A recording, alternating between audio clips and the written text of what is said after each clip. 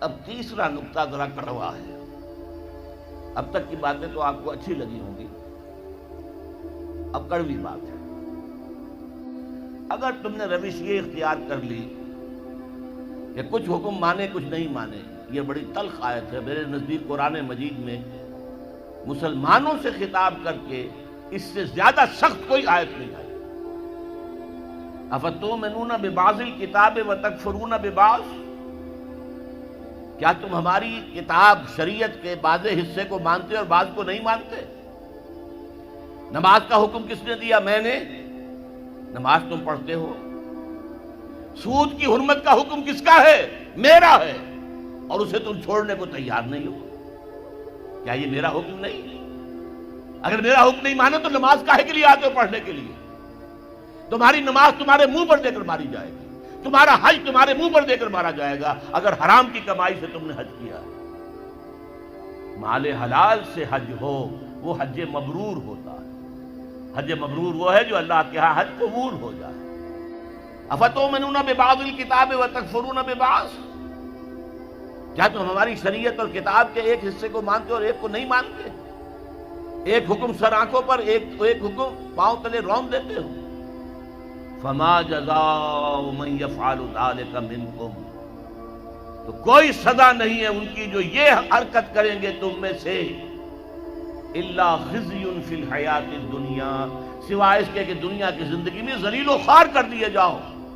وَيَوْمَ الْقِيَامَةِ يُرَدُّونَ إِلَىٰ أَشَدِّ الْعَذَابِ، اور قیامت کے دن شدید ترین عذاب میں جھونک دیے جاؤ.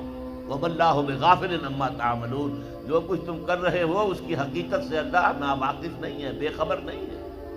تم آئے ہو حج کرنے، داڑھی لمبی ہے تمہاری، اللہ کو معلوم ہے حرام کی کمائی سے حج کرنے آئے ہو، حرام کی کمائی سے عمرہ کرنے آئے ہو.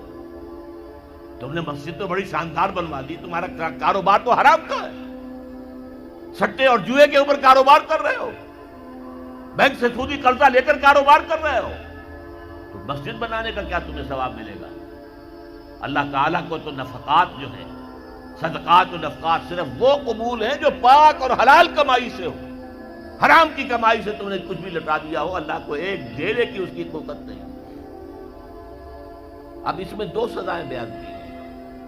فما جزاء من يفعل ذلك منكم الا خزي في الحیات الدنیا، تم میں سے جو کوئی بھی یہ حرکت کرے گا کہ دین کے ایک حصے پر عمل ایک پر نہیں، اس کی سزا اس کے سوا کچھ نہیں ہے کہ دنیا کی زندگی میں ذلیل و خوار کر دیے جائے. یہ تو نقد ہے جو دنیا میں ملتا ہے، اور آخرت میں جو سزا ملے گی وہ یوم القیامت یردون الی اشد العذاب، اور قیامت کے دن شدید ترین عذاب میں جھونک دیے جاؤ. اب آپ دیکھیے پہلا عذاب تو ہماری نگاہوں کے سامنے ہے، ہمارے ماتھے پر لکھا ہوا ہے. آج ہم بعض لوگوں کے نزدیک 150 کروڑ انسان ہیں مسلمان، ہر چوتھا انسان مسلمان ہے. کم سے کم 125 کروڑ تو ہیں ہی ہیں، گویا کہ ہر 5واں انسان مسلمان ہے. کتنا بڑا علاقہ ہمارے قدموں تلے ہے. جائیے ادھر انڈونیشیا کے دور دراز درازوں سے چلیے، جو جزیرے ہیں ان سے، اور چلے جائیے موریتانیہ تک، سالڈ علاقہ ہے مسلمانوں کا. بیچ میں آپ سوچیں گے ہندوستان بھی تو آ گیا، وہ مسلمانوں کا نہیں. 20 کروڑ مسلمان ہیں ہندوستان کے اندر. آج بھی دنیا میں سب سے بڑی آبادی کسی ملک میں جو ہے وہ ہندوستان میں ہے مسلمانوں. اللہ تعالیٰ نے ہر طرح کی نعمت دی ہے، ہر طرح کی معدنیات ہمارے پاس، ہر طرح کی نباتات. سب سے بڑھ کر آج کی دنیا کی قیمتی ترین شے تیل کا سب سے بڑا ذخیرہ یا ذخیرے مسلمانوں کے قدموں تلے. اس سب کے باوجود کیا مسلمانوں کی عزت ہے کوئی دنیا میں؟ کوئی حیثیت ہے؟ بین الاقوامی مسائل میں کوئی آپ سے مشورہ کرتا ہے؟ کسنمی پرسد کے بھیا کی اس کی تم ہو کون؟ تمہیں کون پوچھے گا؟ ہم تو G7 بیٹھیں گے، G8 آ جائیں گے، G13 آ جائیں گے، G15 ہوں گے، اور کوئی مسلمان ملک نہ G7 میں، نہ G15 میں، نہ 3 میں، نہ 13 میں، کہیں نہیں. اور اب جو توسیع کرنے جا رہے ہیں، سیکیورٹی کونسل کے اندر نئی سیٹ کس کو ملے گی؟ سعودی عرب نے حال ہی میں کہا یہ مسلمانوں کا حصہ ہے. کیسے حصہ ہے مسلمانوں کا؟ تمہاری عزت، تمہارا دھیلے کی عزت ہے دنیا میں کہیں؟ تم تو اپنے معاملات نہیں سنبھال سکتے، تم نے دنیا کا معاملہ کیا درست کرنا ہے؟ تم تو ہمارے ہاتھ بکے ہوئے ہو، پاکستان ہماری جیب میں پڑا ہوا ہے، سعودی عرب جو ہے وہ تو نہ معلوم کب سے ہماری جیب میں ہے، تمہاری حیثیت کیا ہے؟ تم ہو کون؟ وہ ملے گی سیٹ اگر تو بھارت کو ملے گی، پاکستان کو ملنے کا کوئی سوال نہیں۔ تو یہ عزت کیوں آ گئی؟ کیوں نہ رہی ہماری؟ یہ ذلت کیوں آ گئی؟ فرمایا خزی فی الحیات الدنیا، دنیا کی زندگی میں رسوائی، بے عزتی۔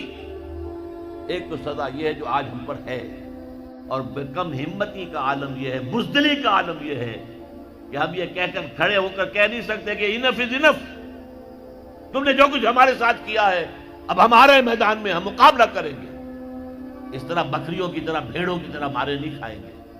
ہے کسی ملک میں یہ طاقت کہ یہ کہہ دے؟ ہاں بیچارے کچھ جانے وہ اپنی جان دے کر اپنا سوسائڈ بمبنگ سے اپنے آپ کو اڑا کے 8-10 کو اور اڑا لیتے، بس اور کیا؟ یہ حال تو دنیا میں تو جو ایک بے عزتی والا عذاب ہے، فما جزاء من یفعل ذلک منکم الا خزی فی الحیات الدنیا، دنیا کی زندگی میں رسوائی، بے عزتی۔ اب یوم القیامہ جو ہے مستحق تو ہم اسی کے ہو چکے ہیں کہ شدید ترین عذاب میں جھونک دیے جائیں، وَيَوْمَ الْقِيَامَةِ يُرَدُّونَ إِلَىٰ أَشَدِّ الْعَذَابِ۔ لیکن اللہ کی رحمت، اس سے امید ہے، بخش دے ہمیں۔ اللہ کی رحمت جو ہے ہمیں اپنے سائے میں لے لے تو بات دوسری ہے، ورنہ مستحق تو ہم اس کے ہو چکے ہیں۔